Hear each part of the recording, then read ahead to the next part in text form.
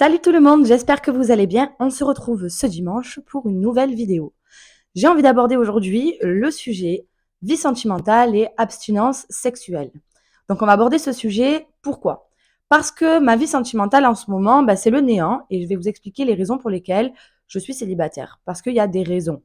Je suis pas une fille moche, hein, bien que j'ai pas trop fait d'efforts maquillage aujourd'hui et que j'ai toutes mes taches visibles. Je suis jolie, je suis gentille, j'aurai de quoi être en couple, mais je vais vous expliquer pourquoi j'ai personne dans ma vie. Et également, je vais vous parler de l'abstinence sexuelle, puisque vous connaissez mon passé d'actrice X. Pour ceux qui me suivent sur Instagram et qui lisent les publications, les textes que j'écris sous mes publications, vous savez également que j'ai décidé de devenir abstinente sexuelle pendant un temps. Et donc aujourd'hui, je vais vous expliquer toutes les raisons qui me poussent à cette abstinence. Voilà, voilou. Comme ça, on va aborder des thématiques, comme d'habitude en psycho, qui sont assez productives. Ça va vous donner des clés pour savoir si votre couple va marcher, s'il vaut mieux rester célibataire. Et également, vous allez comprendre ou non les intérêts de l'abstinence sexuelle. Voilà. Donc, on va commencer par la vie sentimentale. J'ai décidé donc de vous raconter ça, parce que c'est un sujet assez, comment dire, commun aujourd'hui. Tout le monde se met en couple, tout le monde a sa petite relation, ou tout le monde cherche l'amour, on court derrière l'amour. Et l'amour, c'est à la bouche de tout le monde. Voilà, tout le monde veut vivre une relation. Pourquoi j'ai décidé de rester célibataire? Alors bon, déjà, vous connaissez mon amour pour la solitude. Clairement, j'ai pas trop envie de devoir laver les chaussettes sales de quelqu'un, ses caleçons, de devoir appeler sa mère. Enfin, tu vois, je me sens pas déjà de me prendre tout ce packaging de choses pas cool. Mais alors ça, je suis prête à le faire, mais si j'ai une bonne personne en face de moi. Toujours étant que pour avoir une bonne personne en face de soi, je l'ai déjà expliqué, mais je pense qu'il faut être 100% aligné soi-même, qu'il faut être bien tout seul, qu'il faut être épanoui, qu'il faut ne pas avoir d'attente, ne pas avoir d'espérance, ne pas compter sur l'autre pour combler quelque chose que l'on a de vide en nous. Voilà.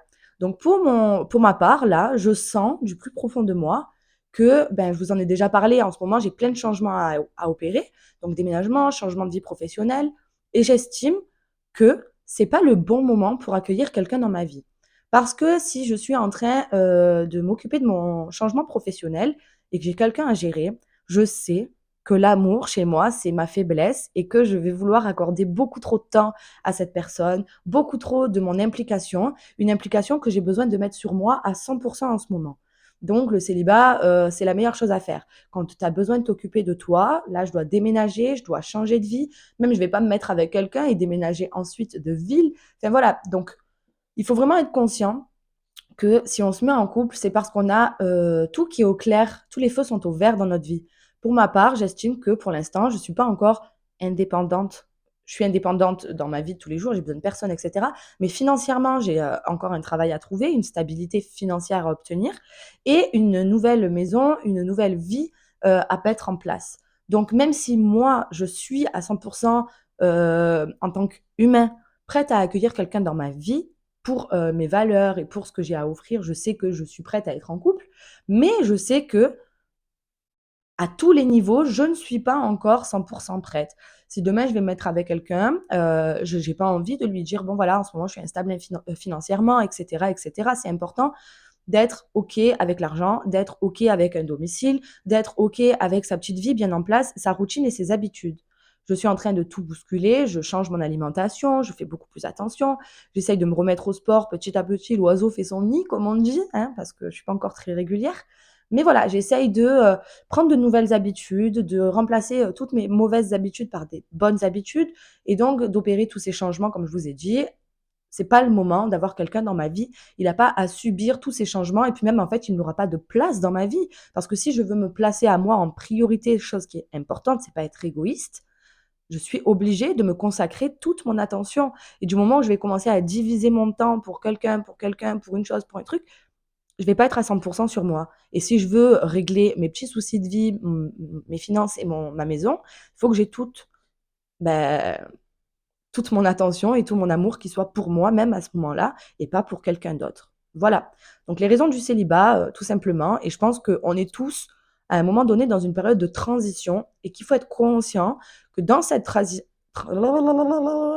que dans cette transition, on n'a pas la place pour quelqu'un. Parce que si tu veux absolument avoir quelqu'un à côté de toi en te disant mais ça va me rendre plus forte, mais ça va me rendre plus solide, n'oublie jamais que Il suffit d'une dispute et ton moral, il se retrouve dans tes chaussettes. Il suffit d'un moment où tu avais envie de soutien, de voir une personne et que la personne, elle est pas là, tu auras pas la même énergie. Parce que tu vas commencer à faire dépendre ton bonheur d'une autre personne. Alors qu'il ne faut pas. Tu dois d'abord être 100% OP tout seul, avoir ton énergie au max, avoir tes habitudes ancrées au max, être super épanoui dans ta vie seul pour pouvoir faire la place à quelqu'un. Donc voilà, le célibat. Ensuite, on va passer à l'abstinence sexuelle. Donc là, vous allez vous dire, ouais, bon, c'est facile. La meuf, elle a usé, usé, usé de son corps. Donc maintenant, ben, elle veut se racheter une chasteté. Elle veut faire preuve de, comment dire, pieux, être pieux. C'est ça dans les religions. Bon, bref. Elle veut devenir abstinente pour se racheter une chasteté. Pas du tout. Ma chasteté, elle est morte et enterrée depuis bien longtemps. J'ai jamais été partisane de faut attendre le mariage pour faire l'amour. Donc voilà, c'est pas pour ça. Les raisons, et ça, vous allez peut-être me prendre pour une gueudin, une dingue, mais les raisons de mon abstinence, elles sont d'un point de vue en priorité personnel. Vous savez que j'accorde une grande importance aux énergies dans ma vie. Quand on n'est pas bien, on a une basse énergie et donc ça découle que de mauvaises choses. On a un point de vue aigri, on a des pensées négatives, etc., etc. Pour ce qui est de l'énergie sexuelle, je vous déjà pardon, je vous ai déjà expliqué qu'une énergie sexuelle, c'est l'énergie la plus puissante du corps humain. C'est la libido, c'est une énergie qui est non seulement sexuelle, mais c'est aussi une énergie créatrice qui parcourt tout notre corps et qui est hyper importante. Voilà. Quand on couche avec beaucoup de personnes, on a tendance à dilapider cette énergie. On en a un stock et au plus on va l'utiliser à des fins sexuelles, au plus on va dilapider un stock d'énergie qui nous fait perdre en créativité. En ce moment, étant donné que je suis en train de mettre ma vie en place, j'ai besoin de mon énergie créative, de pouvoir avoir toute cette énergie pour entreprendre, pour créer de nouvelles choses dans ma vie. Donc, je ne peux pas me permettre de la dilapider à tort et à travers en couchant avec des gens qui ne me respectent pas et donc qui feraient baisser mon énergie. Parce que si je fais pas quelqu'un de stable dans ma vie, comme je disais, je veux être célibataire, ça serait quoi? J'irai coucher avec des gens, des plans cul, comme on appelle ça de nos jours. Ouais, je vais avoir un plan cul, peut-être que le plan cul va être sympa, il va me respecter, mais en soi, je vais lui donner de mon énergie, je vais passer un petit moment et ça m'apporte quoi? Clairement, ça m'apporte quoi? On va pas mourir, comme vous le savez, j'ai déjà consommé, j'ai pas besoin de sexe tous les jours dans ma vie, je suis pas nymphomane, bien que je ne crache pas sur les nymphomanes, hein, chacun ses problèmes. Parce que pour moi, c'est quand même être un problème d'être nymphomane. Tu peux pas avoir envie de coucher 24 heures sur 24. Mais bon, peu importe. Je peux prendre du temps de recul pour, une fois de plus, consacrer toute mon énergie à moi. Mais autre chose, un autre point très important au niveau énergétique et sexuel. Les femmes, comme les hommes, on a un réservoir d'énergie. Et quand on couche avec quelqu'un, donc par exemple, moi, je fais l'amour avec un homme, il va me laisser tout un packaging énergétique à la fin de l'acte. C'est-à-dire que on a, nous les femmes, un utérus. Et il faut voir l'utérus comme un entonnoir. Tu vois, un petit entonnoir comme ça, dans lequel, quand l'homme nous pénètre, il va venir glisser quelques énergies qui se stockent à l'intérieur. Donc vous savez que moi, je dois avoir le stock bien plein à un moment donné, j'ai emmagasiné les énergies de trop de personnes et des énergies que j'ai pas nécessairement pris le temps d'analyser, puisque je couchais avec des gens que je ne connaissais pas nécessairement pour le travail, etc. Donc chacun avec sa petite histoire, son petit vécu, sa manière de concevoir l'amour, de concevoir le sexe, etc.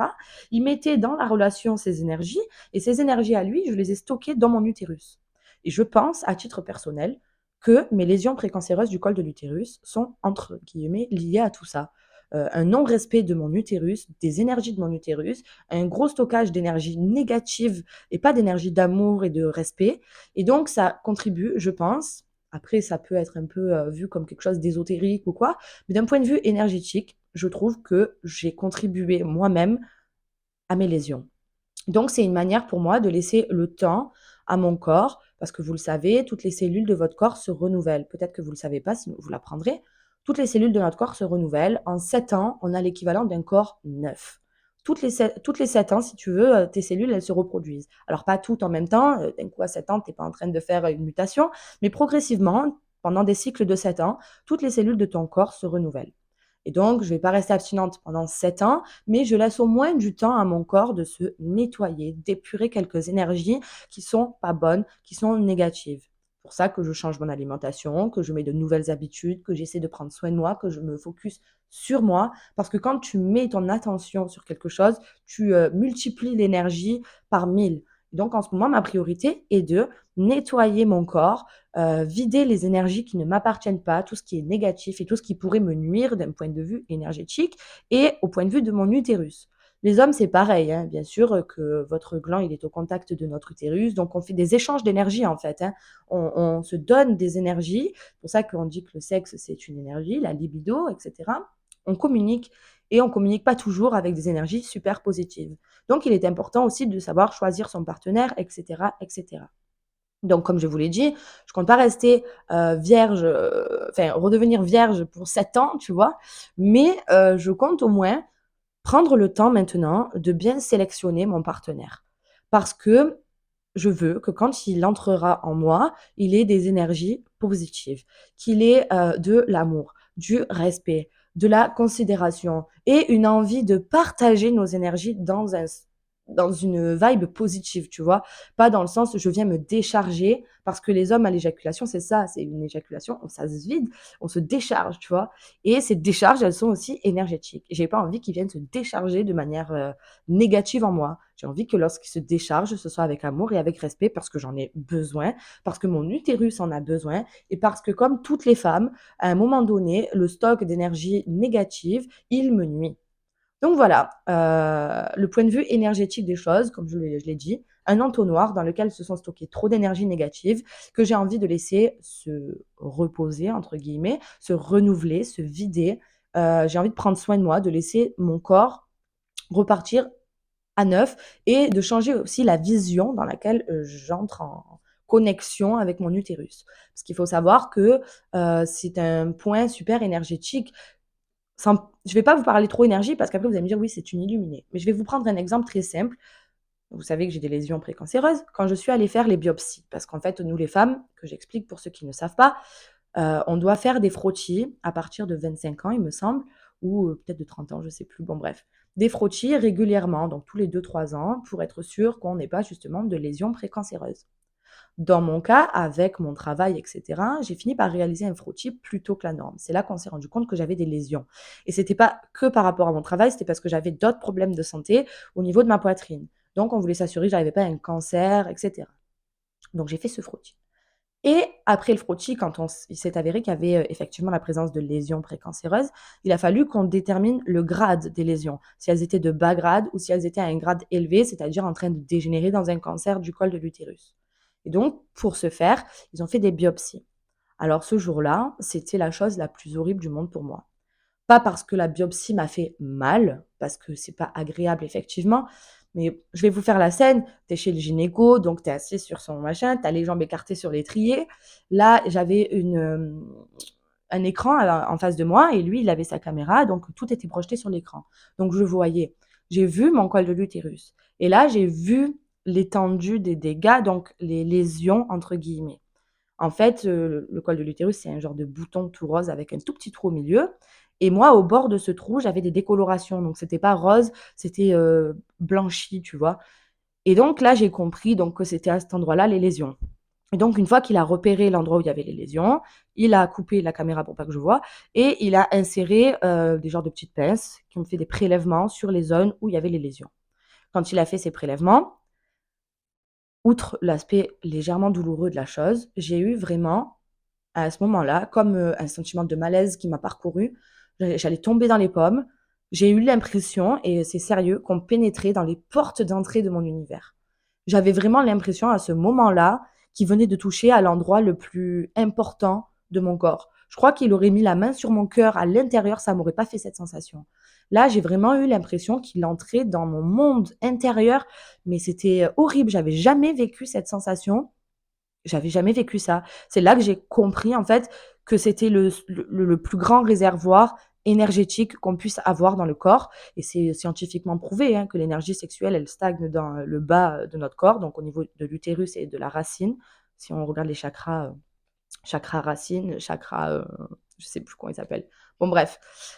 Donc, toutes les énergies sexuelles, qui est la plus importante, l'énergie sexuelle est la plus importante de toutes les flots énergétiques qui nous parcourent, elle est stockée à cet endroit-là. Et donc, quand il m'a pincé pour prendre les morceaux de col de l'utérus, j'ai vraiment cru que j'allais faire un malaise et je me suis juré que je refusais qu'il ait encore un jour dans sa vie l'occasion de toucher à mon col de l'utérus. C'est là que j'ai compris le mal que je me faisais, c'est là que j'ai compris, l'état de dégradation dans lequel j'étais entrée, le non-respect de mon corps, le non-respect de tout ça et donc, ben voilà, quand il a touché à ce point-là, j'ai compris que c'était pas bon, qu'il fallait que je prenne du temps pour restaurer mon énergie, que j'en prenne soin.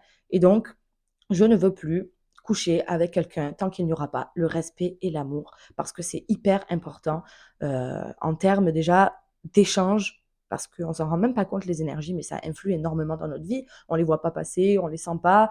Si tu es un peu attentif et que tu médites, etc., tu vas les ressentir, tu vas avoir des pressentiments, des intuitions, mais on n'est pas connecté aux énergies, c'est pas notre premier plan d'action, on est dans la 3D, dans le monde réel, et quand on est dans ce monde réel, en général, les énergies, c'est quelque chose de trop subtil pour être perçu. Donc voilà. Mais quand vraiment il t'arrive une situation, tu prends conscience que ces énergies sont là, et à un moment donné, tu te rends compte qu'il est vraiment important de prendre en compte dans ta vie ces énergies.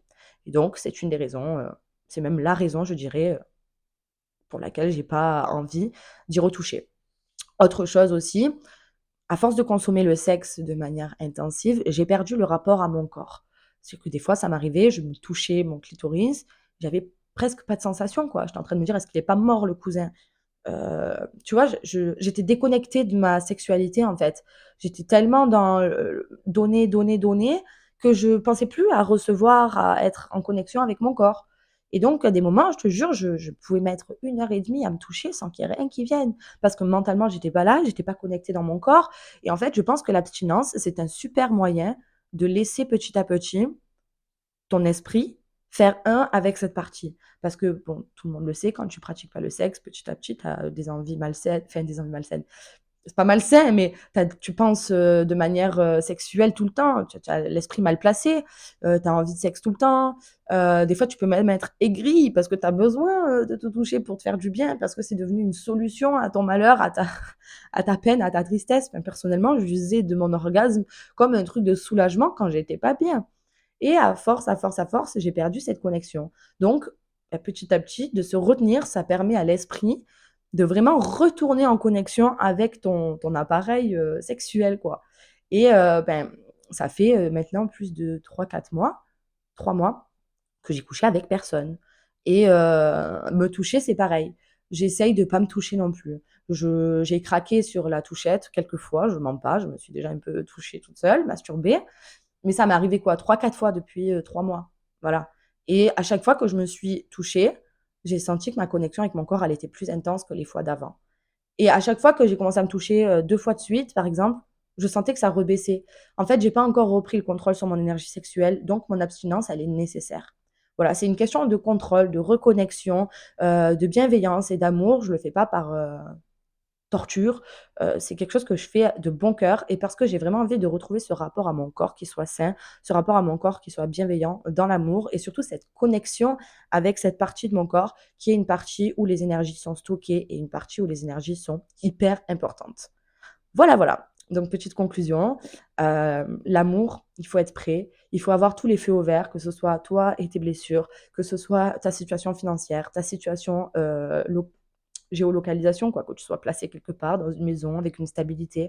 Il faut que tu sois prêt à accueillir quelqu'un dans ta vie. Et si tu dois focus ton attention sur toi, c'est pas le moment. Et pour les énergies sexuelles, c'est hyper important de prendre en compte le partenaire, la dimension dans laquelle on l'aborde. Est-ce que c'est du sexe voilà, de décharge? Est-ce que c'est du sexe d'amour? Est-ce que c'est du sexe malveillant? Voilà, je veux te faire du mal parce que j'ai besoin de satisfaire mes besoins. Il y a, tu vois, le BDSM, tout ça, bref. Est-ce que c'est vraiment dans une vibe positive? Voilà. Est-ce que je suis toujours connectée avec mon corps? Est-ce que je le fais pas de manière machinale? Et c'est tout ça que j'ai voulu retrouver. Voilà, voilou.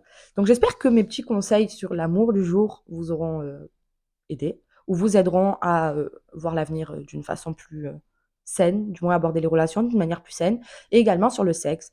Vous savez que j'ai été une grande pratiquante sexe et de connaître aussi cette période de ma vie, ce point de vue d'abstinence, ça peut vous permettre aussi, si vous avez l'impression que vous êtes vous n'avez pas de libido ou autre, peut-être d'avoir une piste de solution pour essayer de vous reconnecter à cette énergie sexuelle. Des fois, passer par l'abstinence au lieu de la consommation, c'est aussi une très bonne manière de se reconnecter à son corps. Voilà, voilou. Je vous retrouve très vite. Je vous aime très fort. Et encore merci pour votre présence, vos commentaires, tout. Voilà, tout comme d'hab. Je vous aime trop.